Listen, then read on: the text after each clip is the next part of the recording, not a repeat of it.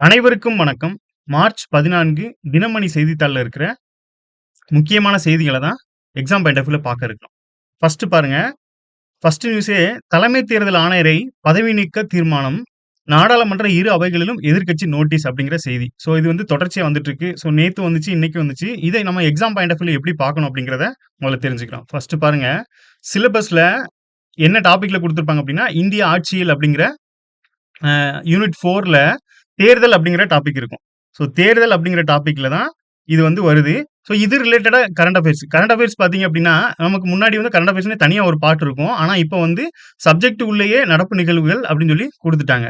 அப்ப சப்ஜெக்ட் உள்ளேயே நடப்பு நிகழ்வுகள் அப்படின்னா, இந்த இருக்கிற இதுல எதிலிருந்து வேணாலும் நமக்கு வந்து நடப்பு நிகழ்வுகள் கேட்கப்படலாம். அந்த வகையில எலக்ஷன் கமிஷன் பத்தி தான் இந்த நியூஸ் இருக்கு. இதையே ப்ரீவியஸ் இயர்ல எப்படி கேட்டிருக்காங்க அப்படின்னு பாருங்க. லாஸ்ட்டா நடந்த குரூப் 4ல புதிதாக பதவியேற்றுள்ள இந்திய தலைமை தேர்தல் ஆணையரை பற்றிய சரியான கூற்றுன்னு கேட்டிருக்காங்க. இவர் வந்து பிப்ரவரி மாசம் தான் இவர் பதவி ஏற்றிருந்திருப்பாரு. பிப்ரவரி மந்த் கரண்ட் அஃபேர்ஸ்ல இது கண்டிப்பா இருந்திருக்கும். அடுத்ததா பாருங்க 1989 அப்படின்னு குடுத்திருக்காங்க. இவர் வந்து 1988ல தான் பார்த்தீங்கன்னா, ஆட்சி பணிக்கு கேரளா கேடரா வந்து இது பண்ணியிருப்பாரு. அடுத்து கேரள அரசோட செயலர்கள். இத பேஸ் பண்ணியே இத போட்டுறலாம். அதன்படி பார்த்தீங்க அப்படின்னா, 1 மற்றும் 3 அப்படிங்கிறது சரி. 2 வந்து தவறா இருக்கு அப்படிங்கிறது. இதுதான் ப்ரீவியஸ் இயர்ல கேட்கப்பட்டது. இத பேஸ் பண்ணி நம்மளுக்கு வந்து இவரோட அப்பாயின்ட்மென்ட்ட கேட்டிருக்காங்க. இப்ப என்ன நம்மளுக்கு நியூஸ் இருக்கு அப்படின்னு பார்த்தீங்கன்னா, இவரோட அந்த ரிமூவல் ப்ராசஸ் பத்தி இருக்கு. அப்ப ரிமூவல் அப்படின்னு எடுத்துக்கிட்டீங்க அப்படின்னா, ஃபர்ஸ்ட் வந்து நம்ம இந்தியன் கான்ஸ்டிடியூஷன்ல 324ல 5 என்ன சொல்லுது அப்படின்னு பார்த்தீங்கன்னா, இந்த எலக்ஷன் கமிஷனரோட ரிமூவல் பத்தி பேசும்.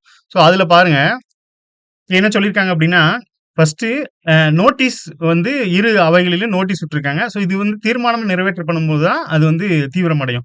அந்த வகையில பாருங்க, நாடாளுமன்ற இரு அவைகளிலும் தலைமை தேர்தல் ஆணையர் அவர்களோட இத வந்து ரிமூவல் பண்றதுக்கு இது பண்ணிருக்காங்க. நோட்டீஸ் விட்டுருக்காங்க.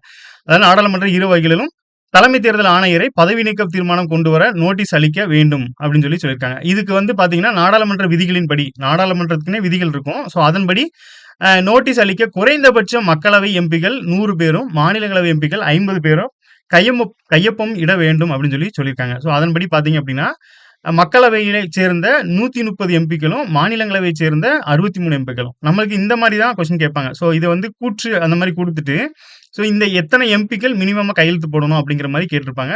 இத வந்து நியூமெரிக்கல் டேட்டாவ பார்த்துக்கோங்க. அதன்படி பார்த்தோம் அப்படின்னா, மினிமமா 100 பேர் கையெழுத்து போடணும். ஆனா 130 பேர் வரைக்கும் நேத்து மக்களவையில போட்டிருக்காங்க. மாநிலங்களவையில 50 பேர் அப்படிங்கிற நிலைமையில 63 பேர் வரைக்கும் இது சைன் பண்ணியிருக்காங்க. அடுத்ததா பாருங்க, நோட்டீஸ்களை இரு அவைகளிலும் ஏற்றுக்கொண்டால் முதல்ல நோட்டீஸ் போடுறதுக்கே இந்த சைன் தேவை. அந்த நோட்டீஸ வந்து இரு அவைகளிலும் ஏற்றுக்கொண்டால், இதை எடுத்து தீர்மானம் கொண்டு வரப்பட்டு விவாதம் நடத்தப்படும். அந்த விவாதத்தின் போது தலைமை தேர்தல் ஆணையர் ஞானேஷ்குமார் நேரில் ஆஜராகி விளக்கம் அளிக்கவும், அவர் மீதான குற்றச்சாட்டுகளை மறுக்கவும் வாய்ப்பு தரப்படும். பின்னர் பெரும்பான்மை பலம் மூலம் பெரும்பான்மை பார்த்துக்கோங்க. சாதாரண பெரும்பான்மை இந்த மாதிரி குடுத்திருப்பாங்க. இதுல வந்து பெரும்பான்மை பலம் மூலம் தீர்மானம் நிறைவேற்றப்பட்டால் ஞானேஷ்குமார் தனது பதவியை இழப்பார். அவரோட ப்ராசஸ் என்னன்னு பாருங்க. இந்த மாதிரி கொண்டு வந்து பெரும்பான்மை மூலமா தீர்மானம் நிறைவேற்றப்பட்டால் அவர் பதவி இழப்பார். இன்னொன்னும் சொல்லியிருப்பாங்க. நம்மளுக்கு என்னன்னா, இவரோட அந்த பதவி நீக்க இது வந்து ப்ராசஸ் எது மாதிரி இருக்கும் அப்படின்னா, உச்சநீதிமன்றத்தோட தலைமை நீதிபதிக்கு என்ன ப்ராசஸோ அதுக்கு ஈக்குவலா இவரோட ப்ராசஸும் இருக்கும் அப்படின்னு சொல்லியிருப்பாங்க. அவருக்கு ஓய்வூதிய பலன் உள்ளிட்ட எந்த பலனும் கிடைக்காது. அதே நேரத்தில் விவாதத்தின் போது தாமாக ராஜினாமா செய்வதாக ஞானேஷ்குமார் தெரிவித்தால் அது ஏற்கப்பட்டு பணியிலிருந்து விடுவிக்கப்படுவார். அப்போது அவருக்கு இது கிடைக்கும் அப்படின்னு சொல்றாங்க. லாஸ்டா ஒண்ணு சொல்லியிருக்காங்க. இந்திய தேர்தல் வரலாற்றில் தலைமை தேர்தல் ஆணையரை இதுவரை நாடாளுமன்றத்தில் பதவி நீக்கும் தீர்மானமே கொண்டு வரப்பட்டதில்லை. தற்போது முதல் முறையாக அதற்கான முயற்சிகள் எதிர்க்கட்சிகள் ஈடுபட்டுள்ளன அப்படின்னு சொல்லியிருக்காங்க. இது வந்து ஃபர்ஸ்ட் டைம் அப்படிங்கிற மாதிரி சொல்லியிருக்காங்க. நம்மளுக்கு எக்ஸாம் பாயிண்ட் ஆஃப் வியூ இருக்கிறதுனால இந்த மாதிரி வர நியூஸை டெய்லியுமே அப்டேட் பண்றது ரொம்பவே நல்லது. ரெகுலரா நியூஸை ஃபாலோ பண்ணுங்க. அடுத்ததா பாருங்க, சென்னை ஒன் ஆப். இது வந்து சமீபத்துல தமிழ்நாடு அரசு வந்து லான்ச் பண்ணாங்க. என்ன அப்படின்னு பாத்தீங்கன்னா, மாதாந்திர பயனாளர்களுக்கான சென்னை ஒன் ஆப் சென்னையில் புதிய மாற்றம் அப்படின்னு சொல்லி. இது வந்து பாத்தீங்கன்னா, இந்தியாவிலேயே இது ஃபர்ஸ்ட் டைமா தமிழ்நாடு அரசு பண்ணாங்க. இது என்ன அப்படின்னு பாத்தீங்கன்னா, சென்னையில் பொது போக்குவரத்தை ஒன்றிணைக்கவும் எளிதான பயன்பாடு மற்றும் நவீனமயமாக்கல் முறையில் சென்னை ஒன் செயலி கடந்த ஆண்டு அறிமுகம் செய்யப்பட்டது. சென்னை மாநகர பேருந்துகள், புறநகர் மற்றும் பறக்கும் ரயில் சேவை, சென்னை மெட்ரோ ரயிலுக்கான டிக்கெட்டுகள் என அனைத்தையும் இந்த சென்னை ஒன் செயலி மூலமா நம்ம பெற்றுக்கொள்ளும் வகையில் வடிவமைக்கப்பட்டது அப்படின்னு சொல்லியிருக்காங்க. ஸோ நமக்கு வந்து சில விஷயங்கள்ல தமிழ்நாடு வந்து முன்மாதிரியா இருக்கும். ஸோ அந்த மாதிரி பார்க்கும்போது இந்தியாவிலே ஃபர்ஸ்ட் டைமா இது தமிழ்நாடு அரசு பண்ணியிருந்ததுனால இந்த சென்னை ஒன் ஆப்பை பத்தி நம்ம தெரிஞ்சுக்க வேண்டியது ரொம்பவே நல்லது. அடுத்ததா பாருங்க, மாநில தகவல் ஆணையரை பத்தி ஒண்ணு கொடுத்துருக்காங்க. ஸோ இந்த மாநில தகவல் ஆணையர் ரிலேட்டடாவும் ப்ரீவியஸ் இயர்ல என்ன மாதிரி கேட்டிருக்காங்க அப்படின்னா, மாநில தகவல் ஆணையரோ, மத்திய தகவல் ஆணையரையோ வந்து மறுநியமனம் செய்ய முடியுமா? முடியாதா? அப்படிங்கிற மாரி குரூப் 1ல 2025 குரூப் 1ல ஒரு கொஸ்டின் கேட்டிருந்தாங்க. ஸோ அது ரிலேட்டடா நமக்கு சிலபஸ்ல எப்படி குடுத்துருக்காங்கன்னு பாருங்க. தகவல் அறியும் உரிமை அப்படிங்கிற ஒரு இத குடுத்திருப்பாங்க. இந்த தகவல் அறியும் உரிமையில தான் பார்த்தீங்க அப்படின்னா, இந்த தகவல் அறியும் உரிமை சட்டம் 2005 அதன் கீழ வர்ற இந்த தகவல் ஆணையங்கள் எல்லாமே அந்த ஏரியா படி தான் வரும். ஸோ இதுல பார்த்தீங்க அப்படின்னா, இதுல நம்மளுக்கு 2 இன்ஃபர்மேஷன் ஒண்ணு மாநில தலைமை தகவல் ஆணையர் யாரு? அது போக இந்த தகவல் அறியும் உரிமை சட்டம். அது போக உறுப்பினர்கள் எத்தன பேர் இருப்பாங்க? ஸோ உறுப்பினர்கள் எத்தன பேர் அப்படின்னு பார்த்தீங்கன்னா, ஒரு தலைமை ஆணையர் உட்பட 10 உறுப்பினர் வரை இருக்கலாம் அப்படின்னு சொல்லி அந்த தகவல் அறியும் உரிமை சட்டத்தின் கீழ் உள்ள ஆணையத்துல சொல்லியிருப்பாங்க. ஸோ இதன்படி பார்த்தீங்க அப்படின்னா, நெறைய அந்த 10 உறுப்பினர்களே வேக்கன்ட் இருக்கும். ஸோ அத தான் வந்து நேத்து நியமனம் பண்ணியிருக்காங்க. ஸோ அதையே பார்த்தீங்க அப்படின்னா, தமிழ்நாடு தகவல் ஆணையத்தின் மாநில தகவல் ஆணையராக ஆ. விஜயராமை ஆளுநர் ஆர்.வி. ஆர்லேக்கர் நியமனம் செய்தார் அப்படின்னு சொல்லி குடுத்திருக்காங்க. ஸோ இந்த ஒரு பிளஸ் அந்த 10 உறுப்பினர்கள்லயுமே 10 உறுப்பினர்ல ஒருத்தர் தான் நேத்து நியமனம் பண்ணியிருக்காங்க. அத யாரு நியமனம் பண்ணியிருக்காங்க அப்படின்னு பார்த்தீங்கன்னா, நம்ம ஆளுநர் பொறுப்பு ஆளுநரா இருக்கக்கூடிய ஆர்.வி. ஆர்லேக்கர் அவர்கள் தான் நியமனம் பண்ணியிருக்காங்க. ஸோ இப்ப இந்த உறுப்பினர்கள வந்து ஆளுநர் நியமனம் பண்றாங்க அப்படிங்கிற விஷயம். அப்புறம் தகவல் அறியும் உரிமை சட்டம் நமக்கு டைரக்டாவே வருது. அடுத்தது பார்த்தீங்க அப்படின்னா, இந்த மாநில தலைமை தகவல் ஆணையர், தற்போதைய மாநில தலைமை தகவல் ஆணையர் யார் அப்படிங்கிறத குடுத்திருக்காங்க. முகமது ஷகீல் அக்தர் அப்படிங்கிறவர் தான் மாநில தலைமை தகவல் ஆணையரா இருக்காங்க அப்படிங்கிறத தெரிஞ்சுக்கோங்க. ஸோ இதுவும் சிலபஸ்ல டைரக்டாவே நம்மளுக்கு வர்றதுனால இது தெரிஞ்சுக்கிறது நல்லது. ஸோ இந்த நியூஸ்ல இருந்து நம்ம என்ன மாரி எடுத்துக்கலாம் அப்படின்னு பார்த்தீங்கன்னா, கரண்ட் அஃபேர்ஸ் உட்பட நம்ம ஜெனரல் ஸ்டடீஸுமே இதுலேருந்து நம்ம வந்து இது பண்ணிக்கலாம் அப்படிங்கிறது தான் இந்த செய்தி வந்து நமக்கு சொல்ல வருது. அடுத்ததா பாருங்க. இன்னைக்கு திருக்குறள் பகுதியில என்ன குடுத்திருக்காங்க அப்படின்னா, தெரிந்த இனத்தோடு தேர்ந்து எண்ணி செய்வார்க்கு அரும் பொருள் யாதொன்றும் இல அப்படின்னு சொல்லி தெரிந்து செயல் வகை அப்படிங்கிற அதிகாரத்துக்கு கீழ ஒரு குறள குடுத்திருக்காங்க. ஆராய்ந்து சேர்ந்து இனத்துடன் செயலைப் பற்றி நன்றாக தேர்ந்து தாமும் எண்ணிப் பார்த்து செய்கின்றவனுக்கு அரிய பொருள் தரும் ஒன்றும் இல்லை அப்படின்னு சொல்லியிருக்காங்க. ஸோ இதுல வந்து என்ன சொல்ல வராங்க அப்படின்னா, இந்த தெரிந்த இனத்தோடு அப்படிங்கிறது என்னன்னா, நன்கு ஆராய்ந்து தேர்ந்தெடுத்த தகுதியான இனத்தார் அப்படிங்கிறது தான் தெரிந்த இனத்தோடு அப்படிங்கிறது. தேர்ந்தெண்ணி அப்படின்னா, அந்த செயலை பற்றி பலமுறை சிந்தித்து அப்படிங்கிற மாரி சொல்லியிருக்காங்க. அடுத்ததா பாருங்க, அரும்பொருள் செய்வார்க்கு அப்படின்னா, தாமும் நன்கு எண்ணிப் பார்த்து செய்கின்றவனுக்கு அரும்பொருள் யாதொன்றும் இல்லை அப்படின்னா, அரிதாக கருதும் பொருள் ஒன்றுமில்லை அப்படிங்கிற மாரி சொல்லி முடிச்சிருக்காங்க. ஸோ ஆராய்ந்து சேர்ந்து இனத்தோடு நன்றாக தேர்ந்து தாமும் எண்ணிப் பார்த்து செய்கின்றவனுக்கு அரிய பொருள் ஒன்றும் இல்லை அப்படின்னு சொல்லி தெரிந்து செயல் வகை அப்படிங்கிற அதிகாரத்துல குடுத்திருக்காங்க. அடுத்ததா பாருங்க.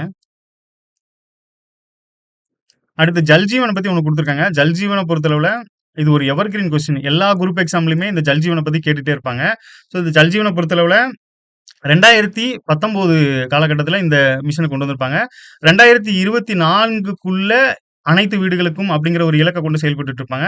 தற்போது மத்திய அரசு வந்து என்ன சொல்லியிருக்காங்க அப்படின்னா, 2028 வரைக்குமே இந்த மிஷன வந்து நாங்க நீட்டிக்கிறோம் அப்படிங்கிற மாரி சொல்லியிருக்காங்க. ஸோ இதுல வந்து பிரதமருக்கு வந்து முதல்வர் கடிதம் எழுதியிருக்காங்க. என்ன அப்படின்னா, அந்த நிதிய விடுவிக்க கோரி கடிதம் எழுதியிருக்காங்க. ஸோ ஜல்ஜீவன் ரிலேட்டடா என்ன வந்தாலுமே பார்த்துருங்க. ஸோ எல்லா குரூப் எக்ஸாம்லயுமே அந்த கொஸ்டின்ஸ் வந்து ரிப்பீட் ஆயிட்டே இருக்கு அப்படிங்கிறத தெரிஞ்சுக்கோங்க.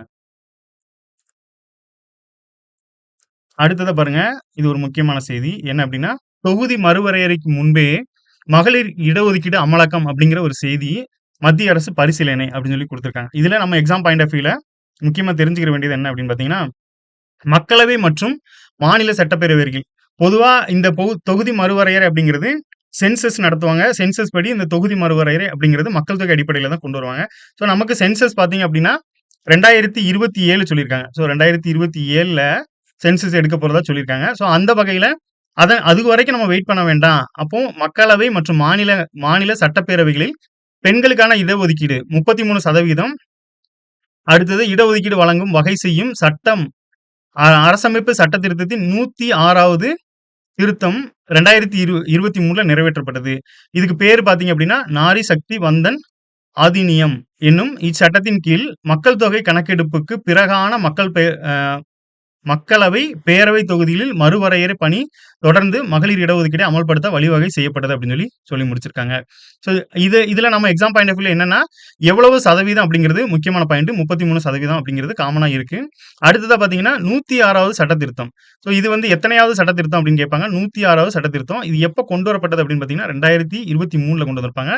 இதுக்கு என்ன பேர் அப்படின்னு பார்த்தீங்கன்னா, நாரி சக்தி வந்தன் அதிநியம் அப்படிங்கிற ஒரு பேரு. ஸோ இது எல்லாமே important data exam point of வியூல.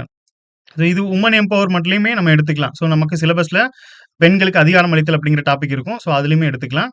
அடுத்ததா பாருங்க, மகளிர் இடஒதுக்கீடு சட்ட திருத்தத்தில் எந்த ஒரு மாற்றமும் செய்வதாக இருந்தாலும் அது அனைத்து கட்சியை கூட்டி விவாதிக்க வேண்டும் அப்படின்னு சொல்லியிருப்பாங்க. ஸோ நெறைய விஷயங்கள் பார்த்தீங்க அப்படின்னா, விவாதத்துக்குள்ளாகும். ஸோ அது அப்போ என்ன பண்ணுவாங்க அப்படின்னா, அனைத்து கட்சியும் கூட்டி ஸோ அதுல விவாதம் பண்ணுவாங்க அப்படிங்கிறது தான். ஸோ இந்த நியூஸ பொறுத்தளவுல நம்ம எக்ஸாம் பாயிண்ட் ஆஃப் வியூல இந்த நியூமெரிக்கல் டேட்டாவ நல்லா தெரிஞ்சு வச்சுக்கிறது ரொம்பவே நல்லது.